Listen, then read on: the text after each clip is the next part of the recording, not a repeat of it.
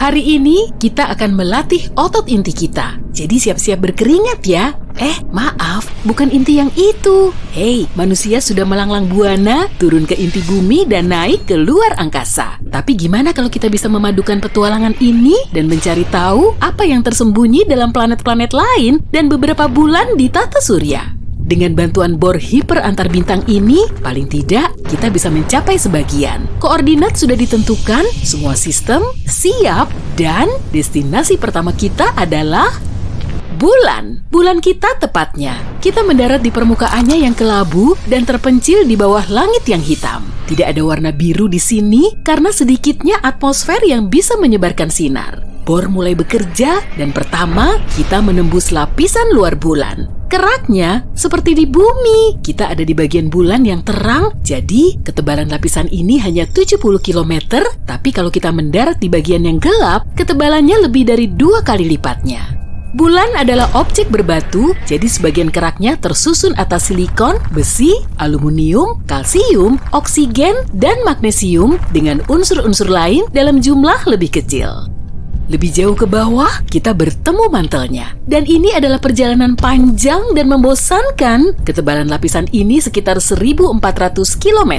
Makin dalam, suhu makin panas. Kita menemukan materi komposit, piroksen, dan olivin. Materi ini tersusun atas besi, silikon, oksigen, dan magnesium dalam proporsi berbeda. Akhirnya, kita menerobos lapisan keras dan memasuki inti luar yang semi cair. Berjalan lagi sejauh 150 km ke depan, menembus rawa yang mendidih ini. Dan kita menyelam ke lautan besi di kulit inti cair. Ketebalannya hampir 100 km dan logam cair itu bisa membuat kita menguap, tapi bor ini dibuat untuk menahan serangan yang sangat berat. Lalu, kita mendadak berhenti. Di bagian terdalam bulan, terdapat inti besi padat setebal 240 km. Kita bisa mengebornya, tapi tidak perlu. Jadi kita pasang saja bendera di sini dan skip ke planet berikutnya di daftar pengeboran kita, yang adalah Merkurius. Di dalam bulan, suhunya panas, tapi di permukaan planet terkecil tata surya kita ini justru lebih panas lagi. Itu tentu karena letaknya yang begitu dekat dengan matahari. Oke, mari kita bor. Kulit luar Merkurius lumayan tebal yang terdiri dari kerak dan mantel dengan kedalaman sekitar 400 km. Perjalanan ini kurang menarik karena tidak seperti bumi dalam banyak hal. Tapi, bor tiba-tiba berhenti menabrak dinding logam padat. Ini adalah inti Merkurius yang berdiameter 4.000 km. Inti Merkurius menempati 85% diameter keseluruhannya. Tak ada gunanya menembusnya. Ini dinding logam sejati dan sangat padat. Ayo, kita skip ke planet berikut. Dan kita di planet Mars sekarang. Oh, lihat, lagi sunset nih. Matahari membuat langit jadi biru samar. Tapi kita di sini mau ngebor. Jadi, ayo kita mulai saja. Kerak Mars cukup tipis dibanding kerak bumi, hanya sedalam 10-50 km. Tapi komposisinya sangat mirip, ada besi, aluminium, kalsium, kalium, dan magnesium. Itu salah satu alasan kenapa manusia ingin mendiami planet merah ini kelak. Planet ini sangat mirip dengan planet kita. Gak perlu lama-lama mengebor lapisan pertama, dan kita sekarang menghadapi lapisan kedua. Mantelnya, ini adalah lapisan keras dan berbatu setebal 1.800 km. Berkat ukurannya, kegempaan Mars sudah tidak aktif lagi. Tidak ada magma mendidih di dekat permukaan planet, membuatnya hening dan jinak. Ini penggalian yang panjang, tapi akhirnya kita berhenti mendadak, menabrak inti planet. Sebuah bola besi, nikel, dan belerang berdiameter 3.200 sampai 4.200 km. Ini lebih besar daripada inti Merkurius, tapi planetnya sendiri juga lebih besar. Jadi, masuk akal. Oke, perhentian kita berikutnya akan lebih menarik, sebab ini adalah Jupiter. Massa raksasa gas ini 2 kali massa semua planet lain di tata surya jika digabungkan. Dan kita mendarat tepat di tengah lautan. Lautan itu, kupastikan, adalah yang terluas di seluruh tata surya dan terdiri dari hidrogen cair. Bor menembus permukaan planet dengan lancar karena di sini tidak ada batuan atau logam keras. Hanya ada gas dan cairan. Tapi goncangannya, astaga, tekanan di planet ini lebih dari sekadar besar dan bisa dibilang tidak terbayangkan. Bor hampir tidak bisa bertahan dan selagi masuk lebih dalam, tekanannya juga semakin tinggi. kita sudah sampai di inti Jupiter dan situasi di sini tak tertahankan. Suhunya sekitar 50.000 derajat Celcius dan intinya sendiri tidak padat tapi juga cair yang disatukan oleh tekanan sangat kuat dari semua arah. Bor mulai bergemertak, pertanda buruk. Ayo pergi dari sini sebelum bomnya patah. Fiuh, tak ada angin, tak ada tekanan, dan tak ada panas. Yang ada di sekeliling kita hanya tanah kosong beres yang dihiasi pegunungan dan berkas kemerahan. Ini adalah Europa, salah satu bulan Jupiter yang paling menjanjikan. Selagi kita mengebor es, aku mau menjelaskan. Europa adalah salah satu kandidat yang memiliki kehidupan luar angkasa di tata surya. Dan ini bisa ditemukan tepat di bawah kulit beres yang sekarang sedang kita gali. Tebalnya hanya 15-25 km dan di bawahnya adalah laut air asin raksasa. Luasnya 2 kali seluruh lautan di bumi dijadikan satu. Titik terdalam di bumi adalah Challenger Deep dan dalamnya 10 km lebih. Di sisi lain, kedalaman lautan di Europa bisa mencapai 160 km. Dan entah apa yang tersembunyi di lautan dalam yang gelap itu. Oke, kita menembus air dengan mudah dan akhirnya sampai di dasar lautan. Mantel dimulai dari sini dan tersusun atas batuan seperti di bumi. Gak lama, kita menemukan inti logam dari bulan itu. Europa sedikit lebih kecil daripada bulannya bumi, jadi tidak mengejutkan kalau kita cepat sampai di pusatnya. Oke, lanjut yuk, pergi lebih jauh lagi. Oh, sebaiknya kita mengebor secepat mungkin. Lihat saja, di sini panas membara. Kita pasti ada di Io, bulan lain dari Jupiter dan dunia yang paling aktif gunung berapinya dalam tata surya. Lihat, gunung berapi itu 2 kali ukuran Everest dan sekarang sedang meletus. Untungnya kita sudah di bawah permukaan Io, tapi itu bukan berarti kita sudah aman. Di bawah sini, semuanya juga lelehan, didominasi warna kuning dan kecoklatan karena tingginya kadar belerang. Baunya pasti busuk banget. Tapi, ciri paling aneh adalah baik di dalam maupun di luar Io, semuanya selalu bergerak. Jupiter dan bulan-bulannya yang lain membentuk kekuatan gelombang raksasa yang membuat permukaan Io membengkak lebih dari 100 meter naik turun seperti tsunami besar di bumi. Tapi di sini bukan air, melainkan batuan. Tapi, makin dalam, keadaan makin tenang, sampai akhirnya kita berada di inti besinya. Suhu di sini masih panas, tapi setidaknya sudah tidak ada goncangan dan pembengkakan seperti di atas. Mari pasang bendera lagi dan pergi ke titik berikutnya. Dan itu adalah Saturnus, planet terbesar kedua dalam tata surya dan yang paling terkenal dengan cincinnya yang spektakuler. Tapi bukan satu-satunya planet bercincin loh, nanti kita bahas ya. Nah, seperti yang sudah kamu lihat, bor kita jatuh menembus gas hidrogen dan helium yang menyusun sebagian besar permukaan planet dan atmosfernya. Tidak perlu bekerja di sini, cukup tunggu dan berharap semoga tekanan yang sangat besar tidak menghancurkan bor kita menjadi rongsokan. Akhirnya, tekanan menjadi begitu besar sehingga kita mendapati diri kita berada dalam hidrogen cair dan di sini kita mulai menyelam. Kita akan segera sampai di inti Saturnus yang padat. Ah, ini dia. Inti ini tersusun atas besi dan nikel dan sebenarnya cukup kecil jika dibandingkan dengan keseluruhan planet. Oke, destinasi terakhir menunggu. Ayo. Disinilah kita, Neptunus. Bor segera melempar jangkar karena angin di sini sangat kencang. Kecepatannya mencapai 5 kali kecepatan siklon tropis yang paling ganas di bumi. Neptunus diselimuti lapisan hidrogen dan helium tipis seperti Saturnus atau Jupiter, tapi di bawahnya ada lebih dari itu. Di perbatasan tata surya ini panas, berangin dan sepi, jadi mari kita menggali saja. Di bawah bermacam-macam gas itu, tiba-tiba ada massa air, metana, dan amonia panas yang menggelegak. Fiuh, zat-zat ini panas. Meskipun Neptunus disebut raksasa es, namanya berasal dari intinya jauh di dalam, yakni tujuan kita sekarang. Ada sebuah bola batuan dan es kecil. Dan meskipun di atas suhunya mendidih, es di bawah sini tetap dingin.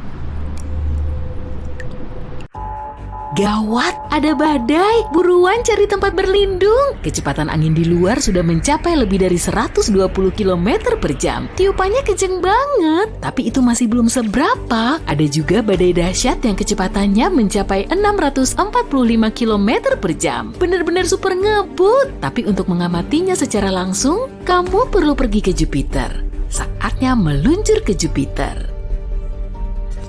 Planet ini sangat besar, ukurannya hampir 1.300 kalinya bumi. Kondisi di sana juga sangat panas karena suhu di intinya bisa mencapai 23.800 derajat Celcius. Sayangnya kamu nggak bisa mendarat di permukaan Jupiter karena si raksasa gas nggak punya permukaan padat. Tapi kamu masih bisa menembus atmosfer Jupiter. Lihat aja tuh, ada awan tebal berwarna coklat, kuning, merah, dan putih. Makanya planet ini kelihatan berwarna-warni dan bergaris-garis. Kalau kamu turun lagi menuju inti Jupiter, atmosfernya menjadi cair dan sebagian besarnya terdiri dari gas hidrogen dan helium. Hal ini disebabkan oleh tekanan atmosfer yang sangat kuat. Inti Jupiter sangat misterius, bahkan para saintis masih belum tahu kalau wujudnya berupa bola cair kental atau batuan padat yang masanya 14-18 kali dari massa bumi. Tapi perjalananmu kali ini bukan untuk menjelajahi Jupiter, kamu lebih tertarik pada bintik merah raksasanya. Badai dahsyat ini berada di belahan selatan Jupiter dan bagian atasnya menjulang sampai lebih dari 8 km di atas puncak awan di sekitarnya. Badai ini 1,3 kali lebih lebar dari planet kita. Pada tahun 2017, probe Juno milik NASA telah ngumpulin banyak data tentang bintik merah raksasa. Dan ternyata badai raksasa ini turun lebih dari 300 km ke atmosfer Jupiter. Kedalaman segitu setara dengan 30 hingga 100 kali lipat dari kedalaman laut di bumi. Tapi kemungkinan besar pengukuran ini masih belum tepat dan akar badainya bisa aja menghujam ke dalam lagi. Bintik merah raksasa lebih dingin dari atmosfer lain di Jupiter, padahal suhu lapisan atasnya mencapai minus 148 derajat Celcius. Dan di dekat intinya, suhu ini akan terus naik. Tapi anehnya, suhu tertinggi yang pernah tercatat di Jupiter berlangsung di atmosfer atas bintik merah raksasa. Saat itu, suhunya mencapai lebih dari 1.300 derajat Celcius, lebih panas dari suhu lava di planet kita. Para astronom meyakini turbulensi yang disebabkan oleh badai ini bisa menghasilkan gelombang gravitasi dan suara yang mengakibatkan pemanasan super. Tapi suhu badai di bagian bawah ternyata lebih hangat daripada di bagian atas. Pusaran yang terus bergerak di Jupiter telah teramati selama lebih dari 150 tahun. Para astronom memprediksi badai ini perlahan akan melambat dan mengecil hingga akhirnya hilang total. Tapi sebetulnya bukan itu masalahnya. Setelah menganalisis semua data yang didapat dari teleskop luar angkasa Hubble, para peneliti dibuat bingung saat tahu angin di batas luar badai ini justru makin cepat. Selisih maksimalnya mencapai 2,5 km per jam selama 1 tahun di bumi. Meski perubahannya terbilang kecil, informasi ini tetap penting. Kecepatan angin di tepi badai bisa mencapai 643 km per jam atau lebih ngebut dari tornado di bumi. Tapi kecepatan di pusat badai nggak sengebut tepinya, tiupan angin di situ jauh lebih lambat. Para saintis menghadapi banyak tantangan saat mengamati bintik merah raksasa dan pemicu badai ini masih jadi misteri. Mungkin sifat Jupiter memang begitu. Sebagai raksasa gas, Jupiter nggak punya permukaan padat, jadi di situ nggak ada gesekan. Mungkin inilah yang mengakibatkan badai tersebut melemah. Gas panas di atmosfer Jupiter selalu bergerak, naik, turun, dan berputar-putar. Hal serupa juga terjadi di bumi. Udara dingin dan hangat saling bercampur, menyatu, lalu menghasilkan badai dahsyat yang berputar-putar. Para astronom memperkirakan sejumlah badai dahsyat mungkin telah menyatu dan menghasilkan bintik merah raksasa. Badai ini terus menarik gas dingin dari bawah dan gas panas dari atas. Apalagi pusaran lain yang lebih kecil juga mungkin terserap ke dalamnya, lalu terbentuklah bintik merah raksasa yang makin kuat. Sayangnya para astronom nggak bisa mengamati atmosfer rendah di Jupiter karena terhalang oleh awan tebal. Bahkan selama bertahun-tahun, para saintis telah berspekulasi tentang misteri di bawah bintik merah raksasa. Mungkin ada gunung berapi besar? Kayaknya enggak deh. Jupiter mengandung banyak gas dan nggak punya kerak, jadi permukaannya nggak bisa retak atau ngeluarin lava dari inti planet. Sejumlah teori telah ngejelasin penyebab warna khas pada bintik merah raksasa. Warnanya bervariasi dari salmon keputihan dan salmon pucat hingga jingga cerah dan merah bata. Beberapa saintis meyakini jawabannya terdapat di bawah bintik merah besar di dekat permukaan Jupiter. Lapisan gas tanpa warna mungkin telah bereaksi dengan radiasi ultraviolet yang berasal dari matahari. Fenomena ini mungkin telah menghasilkan warna merah pada badai, tapi itu masih teori, jadi nggak ada yang tahu pasti. Jupiter bukan satu-satunya planet yang punya badai raksasa. Badai serupa juga ada di Saturnus, tapi badai di sana disebut bintik putih raksasa. Wah, bagus juga ya nama-namanya. Badai ini punya ekor awan putih di sekitar Saturnus dan akan muncul tiap 30-an tahun sekali. Awalnya, bintik putih raksasa cuma berupa titik kecil, lalu terus meregang dan bertambah besar, dan para astronom tahu bintik putih raksasa ini sebetulnya berupa sistem badai petir yang sangat besar. Di puncaknya terdapat kilat yang bisa menyambar lebih dari 10 kali setiap detik. Sumber energi dari bintik putih raksasa masih jadi misteri. Ada yang bilang matahari telah menyuplai energinya. Tapi menurut pendapat lain, pola awan badai hanya bisa terjadi kalau di dalamnya ada sumber panas yang menyuplai energi secara langsung. Gak cuma badai dahsyat di berbagai planet di tata surya kita yang bikin para astronom kebingungan. Oke, saatnya kita pindah ke Pluto. Planet kerdil ini diketahui berukuran paling besar di tata surya kita. Atmosfer Pluto sangat tinggi di atas permukaannya dan memiliki lebih dari 20 lapisan. Semua lapisan ini sangat dingin dan super padat. Bulan kita juga punya lapisan seperti atmosfer, namanya adalah eksosfer, dan di dalamnya terdiri atas helium, neon, dan argon. Densitasnya 10 triliun kali lebih rendah dari atmosfer bumi. Saat menjelajahi luar angkasa, kamu perlu mewaspadai lubang hitam. Gravitasi di lubang hitam sangat kuat hingga cahaya nggak akan bisa lolos dari jeratannya. Tapi kadang lubang hitam mirip banget kayak gunung berapi galaksi yang sangat besar. Gunung berapi ini terus meletus tapi nggak ngeluarin lava. Lubang hitam menghasilkan energi yang sangat besar dan fenomena ini ninggalin bekas lubang besar pada material dan gas di sekitarnya. Beberapa waktu yang lalu, para saintis menemukan salah satu kawah terbesar di alam semesta. Teleskop radio dan sinar X mendeteksi lubang hitam supermasif yang telah lama mengamuk. Lokasinya ada di gugus galaksi sekitar 390 juta tahun cahaya dari bumi. Ukuran kawah ini kurang lebih 15 kalinya galaksi Bima Sakti. Pasti gede banget kan? Selama berada di luar angkasa, kamu nggak boleh sembarangan mendarat di planet asing. Bisa-bisa kamu akan terjebak di planet K2141b yang berada di luar tata surya kita. Planet ini sekilas kelihatan mirip dengan bumi kita. Ada air laut yang menguap, menghasilkan awan, mengembun, lalu jatuh lagi ke permukaan planet sebagai hujan. Bedanya, hujan di sini nggak berupa air, tapi batu. Permukaan eksoplanet K2141b diselimuti lautan lava. Hampir nggak ada kemiripan antara bumi dengan Jupiter. Planet kita berukuran kecil dengan tumbuhan dan panda yang lucu. Jupiter adalah gas raksasa menakutkan dengan badai mengamuk yang tidak pernah berhenti. Dan jika jatuh ke planet ini, mungkin kamu akan bisa terbang menembusnya. Tapi apa yang akan terjadi jika bumi kita sebesar planet ayah dari tata surya ini? Wah, bakal seru nih. Jupiter begitu besar hingga ukurannya pasti nggak kebayang olehmu. Radiusnya sekitar 11 kali radius bumi dan sekitar 316 kali lebih masif. Jadi untuk mengubah bumi menjadi Jupiter lain, radiusnya harus diperbesar 11 kali. Jika kepadatan planet tetap sama, maka masa bumi baru kita akan bertambah banyak, bahkan mencapai 4 kali masa Jupiter. Tentu saja, perubahan ini nggak akan berjalan mulus.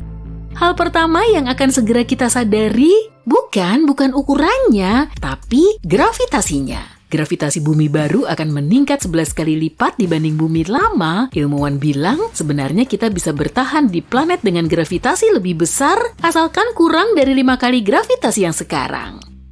Nah, kita asumsikan kita ini pemberani yang selalu siap menantang alam. Akan seperti apa kehidupan kita?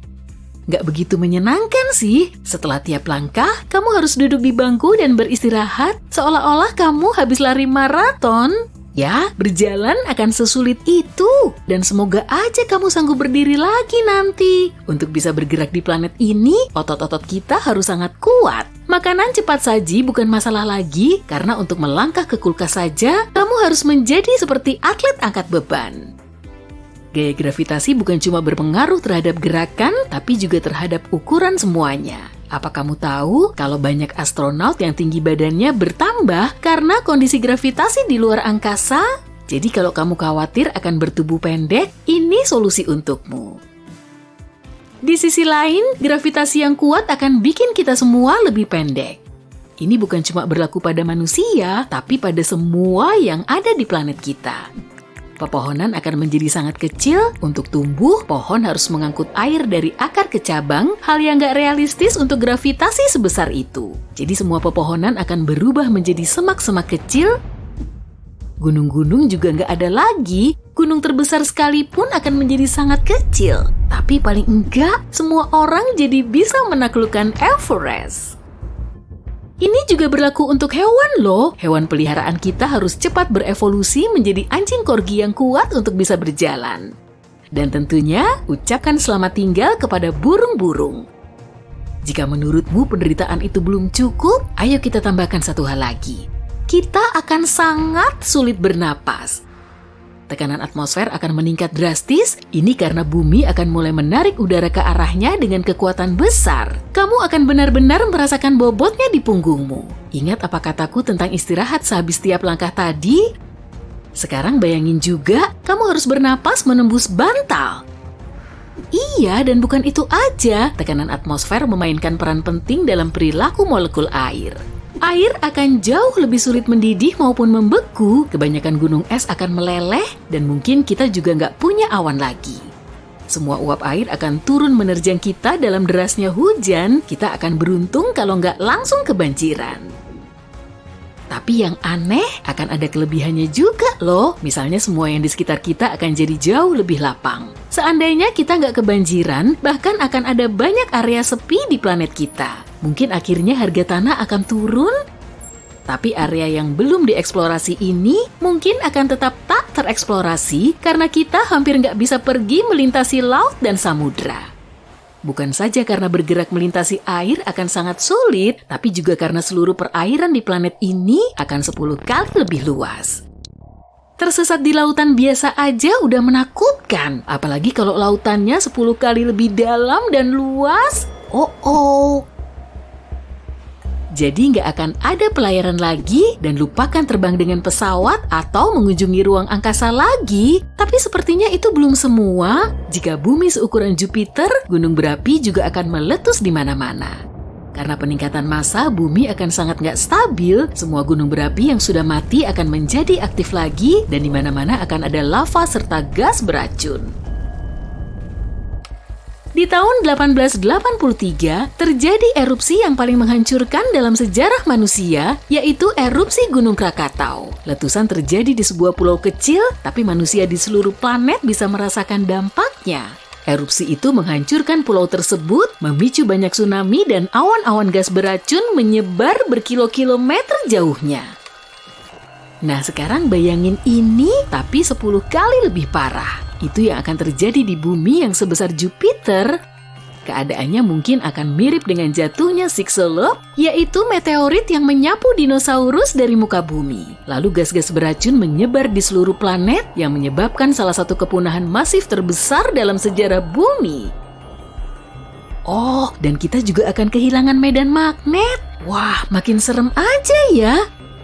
Medan magnet sangat penting bagi kehidupan di bumi. Menurut Rory Barnes dari University of Washington, magnet bumi melindungi kehidupan di planet ini dari bahaya ruang angkasa. Ini mencakup segala jenis radiasi dan angin matahari. Di dalam planet kita terdapat inti besi cair yang bertanggung jawab memproduksi medan magnet. Jika tekanan di inti bumi meningkat karena gravitasi, medan magnet bumi akan hilang. Kita akan terpapar efek radiasi kosmik dan terlalu mengerikan sekalipun cuma dibayangkan.